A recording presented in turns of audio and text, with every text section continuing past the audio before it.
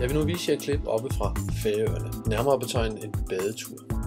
Men inden da skal vi lige se nærmere på, hvor det er, at badeturen helt præcist foregår. Vi skal som sagt til Færøerne, som ligger 1250 km nordvest fra Danmark. Byen Vestmanna er placeret på Færøernes største ø, nordvest for Tórshavn.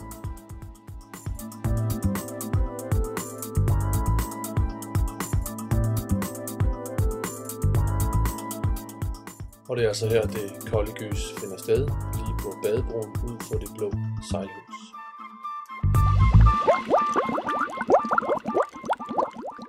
Klar? Ja.